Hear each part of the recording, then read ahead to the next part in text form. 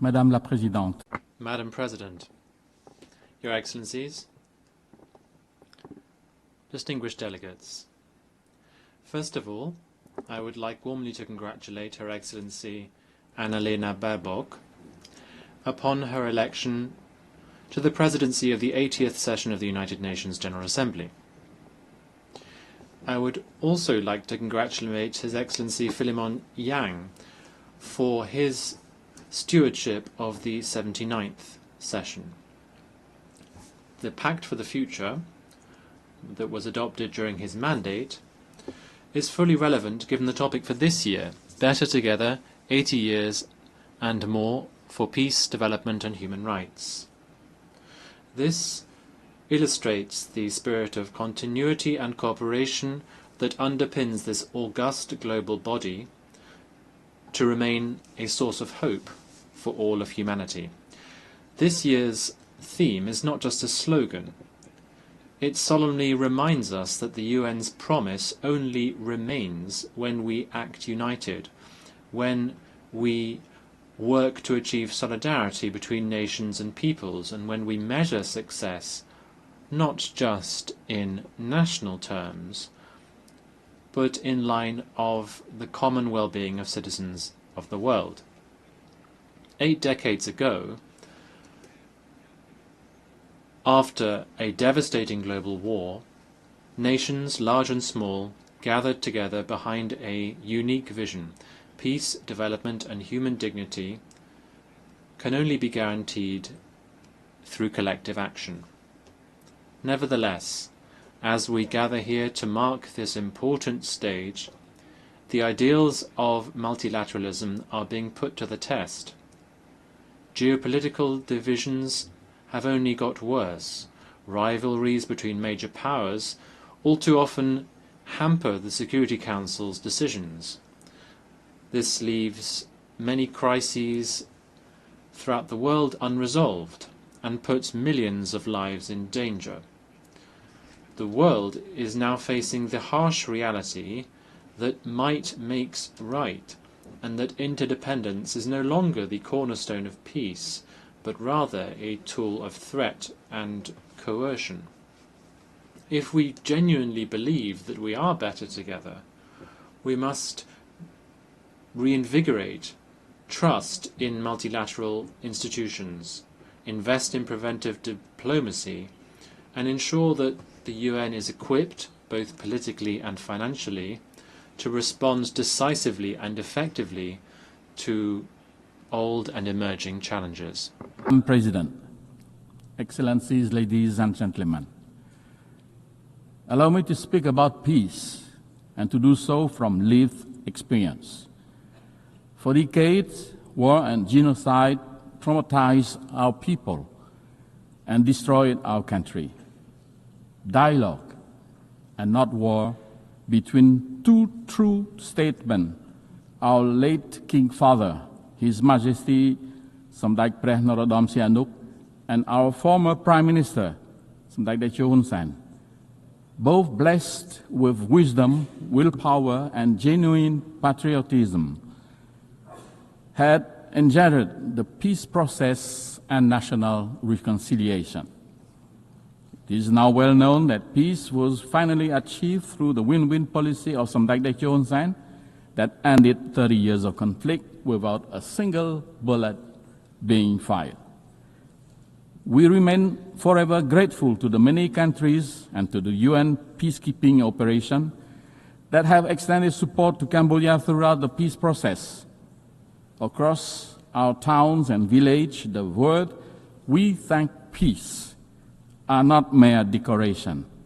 They are a daily affirmation that peace in our nation's is our nation's most precious treasure. This peace allows us to rebuild from complete ruin. Before the pandemic, our economy achieved an average annual growth of around 7%, positioning Cambodia to graduate from least developed country status by 2029.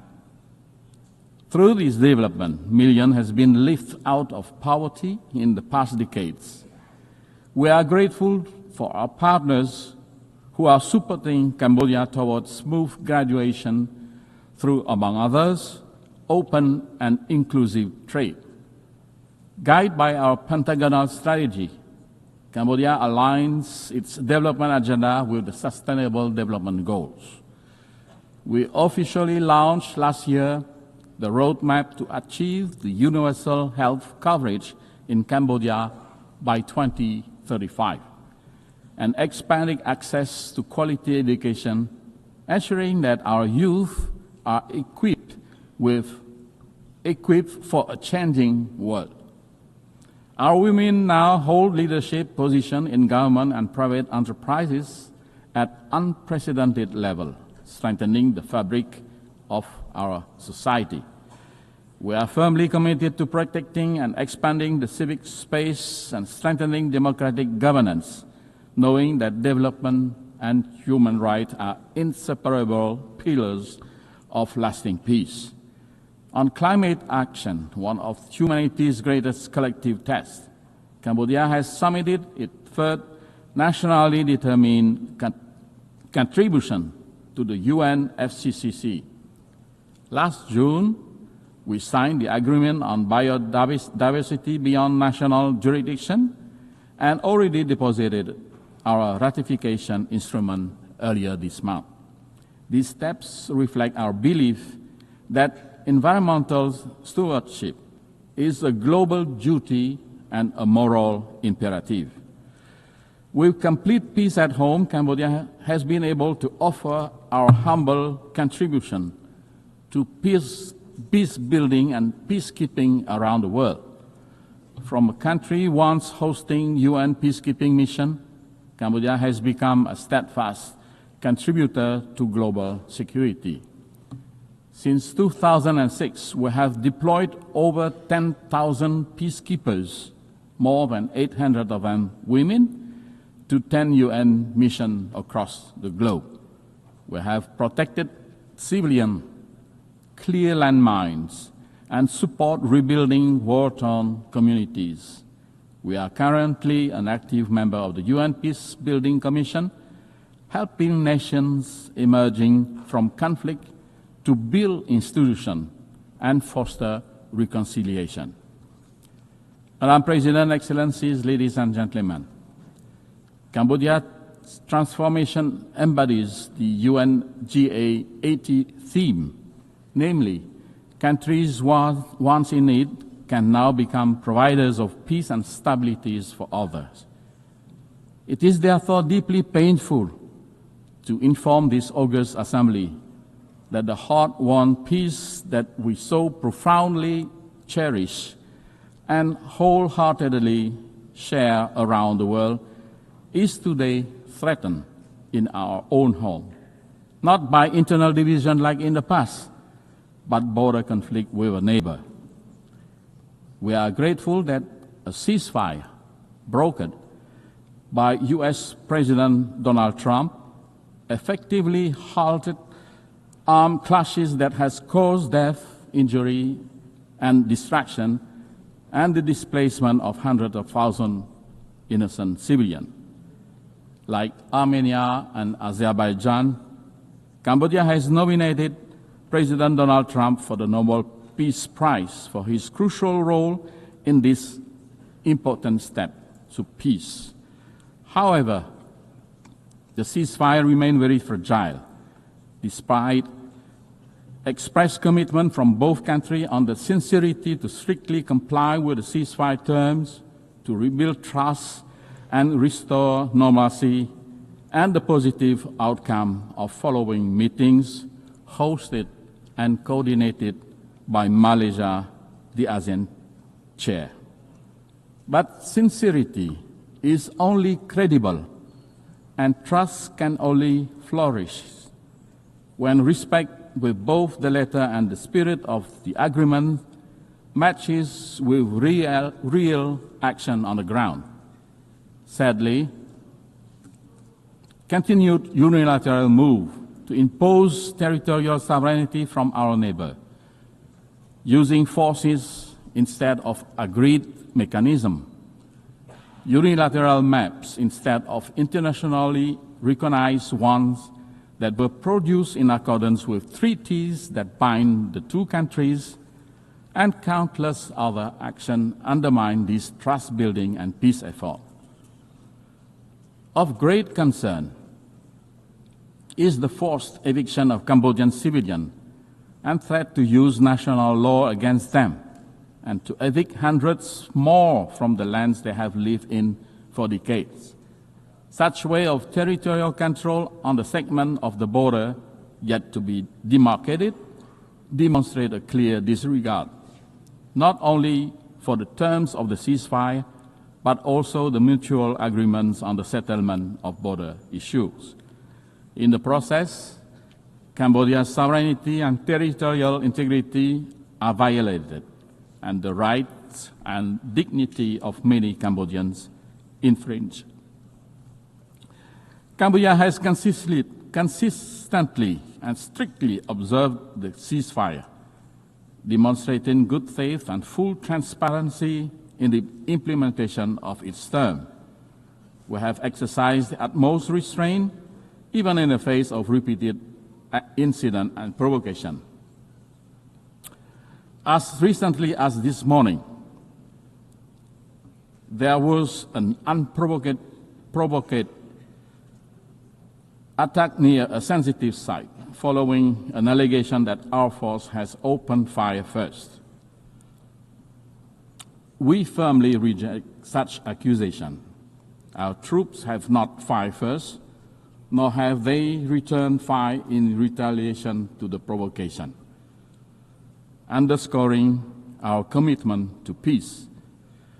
Guided by the same spirit that ended our internal conflict near 3 decades ago, Cambodia reaffirms its call for dialogue and the peaceful settlement of all outstanding issues. We urge strict and sincere adherence to the agreed terms of the ceasefire, full respect for bilateral agreements, and observance of international law, including the Charter of both the United Nations and ASEAN. We earnestly seek the continued support and good offices of the ASEAN Chair and Member States, the Secretary General of the United Nations and relevant UN bodies, as well as leaders around the world, to help de-escalate tension, encourage a peaceful resolution, and prevent any further tragedy. Cambodia is a small nation focused on rebuilding our economy and improving the well-being of our people.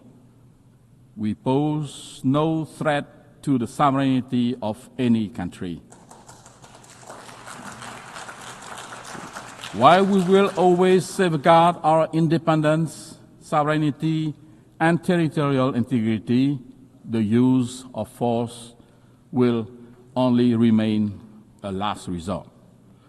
Cambodia will continue every effort to restore trust and normalcy, to promote harmonious coexistence and good neighborly relations, and to transform border areas into zones of peace, friendship, cooperation, and shared prosperity. Madam President, Excellencies, ladies and gentlemen, to honor the Founder's vision and meet today's realities, the United Nations itself must adapt. Cambodia supports pragmatic, incremental reform that strengthen the UN effectiveness without undermining the Charter. We believe that key priorities include empowering preventive diplomacy and mediation, giving the UN more tools to defuse crises before they erupt, strengthening the General Assembly, which is the most representative body, by giving its resolution greater follow-up capacity and moral weight, expanding non-permanent Security Council seat to better reflect today's multipolar world and enhance legitimacy of the Council, enhancing peacekeeping and border monitoring missions, especially in dispute areas, so that small states have equal access to mediation and protection. Complementary measures such as funding, technology, and gradual legal adjustment can turn broad reform principle into concrete progress. For countries like Cambodia, the UN greatest strength is not cohesive force, but its moral authority, legitimacy, and convening power, quality that can shield small nations and sustain peace. As we commemorate 80 years of the United Nations, let us honor the vision of its founders by choosing cooperation over confrontation, dialogue over division, and hope over despair. Cambodia stands ready to work to be better together with all member states, the UN system, and our partners worldwide to ensure that the decades ahead are defined by peace, sustainable development, and the unshakable dignity of every human being. I thank you.